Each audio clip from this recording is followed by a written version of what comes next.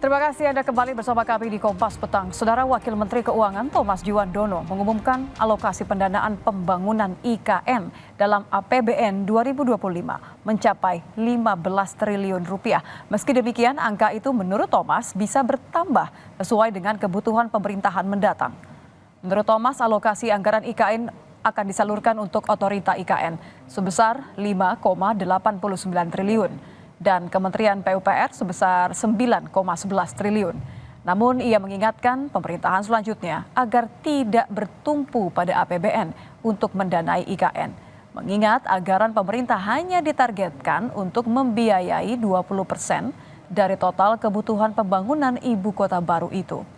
Sejak pembangunan, saudara, IKN dimulai tahun 2022 hingga pertengahan 2024, total alokasi APBN tercatat sudah mencapai 76,5 triliun. Jumlah itu sama dengan 16,42% dari total dana 466 triliun yang dibutuhkan untuk proyek ini berdasarkan perkiraan pemerintah. Untuk 2025 itu saat ini 15 triliun, tapi bisa ditambah dari diskresi dari ruang diskresi presiden tadi menurut kebutuhan. Memang IKN tidak sepenuhnya akan tidak sepenuhnya dari APBN, itu dari pertama kali kan. Sudah berkali-kali menjelaskan bahwa beliau komit bahwa IKN akan berlanjut. Poinnya adalah memang pendanaannya kita harus shift untuk ke investasi dari sektor private. Adanya perbedaan jumlah lokasi anggaran proyek IKN yang sebelumnya 44 triliun, kemudian diturunkan menjadi hanya 15 triliun tahun depan oleh pengamat ekonomi Indef Ahmad Heri Firdaus, menunjukkan sikap Presiden terpilih Prabowo Subianto yang tidak tergesa-gesa untuk pindah ke IKN. Selain itu, adanya penurunan jumlah anggaran IKN bisa dilihat bila pemerintah mendatang tidak terlalu menganggap serius kelanjutan proyek pembangunan di Ibu Kota Nusantara. Namun Heri menegaskan pemerintah berikutnya perlu mempertimbangkan biaya perawatan dan melanjutkan bangunan yang sudah ada agar IKN jangan sampai mangkrak.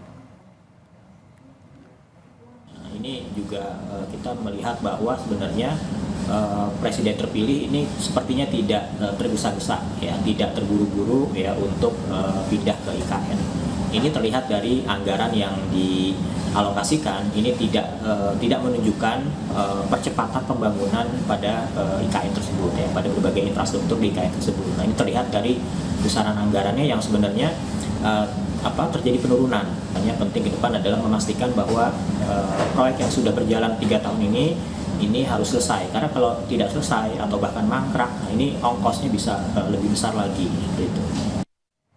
Sebelumnya Rabu kemarin ketika membuka Rakornas Basnas tahun 2024 di Istana Negara IKN, Presiden Jokowi menegaskan pemindahan ibu kota negara ke Kalimantan Timur bukan proyek pribadinya.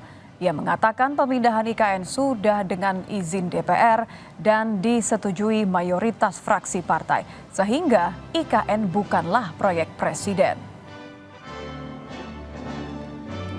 Keputusan presiden saja, tetapi juga keputusan seluruh rakyat Indonesia yang diwakili oleh seluruh anggota DPR yang ada di Jakarta. Supaya jangan ada sebuah kekeliruan persepsi bahwa ini adalah proyeknya Presiden Jokowi, bukan. Itu sudah melalui tahapan yang baik dalam kita berbangsa dan bernegara. Kita ke sorotan lain, Saudara. Ketua DPP PDI Perjuangan Puan Maharani membeberkan kesiapan pertemuan Presiden terpilih Prabowo Subianto dengan Ketum PDIP Megawati Soekarnoputri. Puan menjelaskan pertemuan Prabowo Mega akan dilakukan di tempat yang asyik. Hal tersebut disampaikan Puan ketika ditemui di Kompleks Parlemen Senayan, Kamis siang. Puan menjelaskan pertemuan Prabowo Mega akan berlangsung di waktu yang tepat.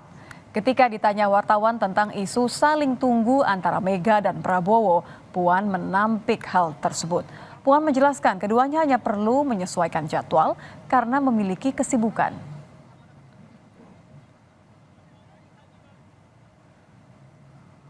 Ya nggak saling tunggu-tungguan kan, beliau berdua mempunyai jadwal yang sama-sama sibuk. Namun kita sudah bicara juga bersama-sama yang bisa saya sama-sama pahami, beliau berdua sama-sama berkeinginan untuk saling bertemu. Ketemunya di mana Bu rencananya Bu? Di tempat yang asik. Hal yang sama juga ditegaskan Ketua Harian Partai Gerindra Sufmi Dasko Ahmad. Menurutnya rencana pertemuan Prabowo dan Megawati masih mencocokkan waktu. Dasko juga bilang soal makanan sudah disiapkan untuk melengkapi pertemuan itu. Sebelumnya rencana pertemuan Prabowo dan Megawati disebut akan berlangsung sebelum pelantikan Presiden terpilih 20 Oktober mendatang. Jadi sudah dijalankan, tetapi kemudian masalah tanggal, masalah tempat ini juga masih dipastikan karena masing-masing saling mencocokkan. Yang pasti soal makanan sudah ditentukan, itu aja. Oke? Makanannya apa Pak? Makanannya apa Pak? Udah ya. Belum adanya kepastian kapan Megawati dan Prabowo bertemu, pengamat politik Ujang Komarudin mengatakan salah satu sebabnya adalah penentuan lokasi pertemuan. Hal tersebut lantaran lokasi pertemuan kedua tokoh turut mempengaruhi psikologis terkait perspektif simbol politik yang ingin dibangun oleh kedua tokoh. Jika pertemuan tersebut terrealisasi, Ujang juga menilai hal itu bisa menjadi indikasi kuat bergabungnya PDIP ke dalam koalisi pemerintahan Prabowo Gibran. Soal kenapa pertemuannya belum terjadi, saya sih melihat ada beberapa kemungkinan. Ya salah satu hal yang mungkin yang menjadi sedikit hambatan adalah soal tempat pertemuan misalkan.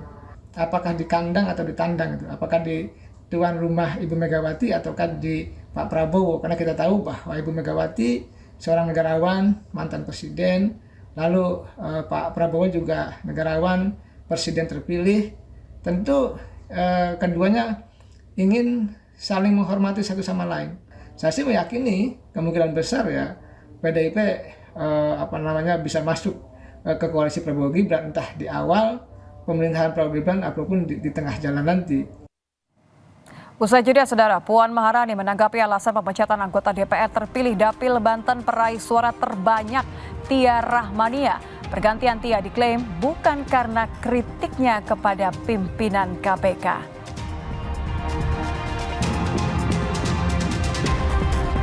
Kapolda Jawa Tengah, Irjen Ribut Hariwibowo, menyayangkan ulah pengunggah video yang menggambarkan seolah dirinya tidak mau bersalaman dengan calon gubernur Jawa Tengah nomor urut 1, Andika Perkasa. Padahal hubungan dengan Andika Perkasa baik-baik saja.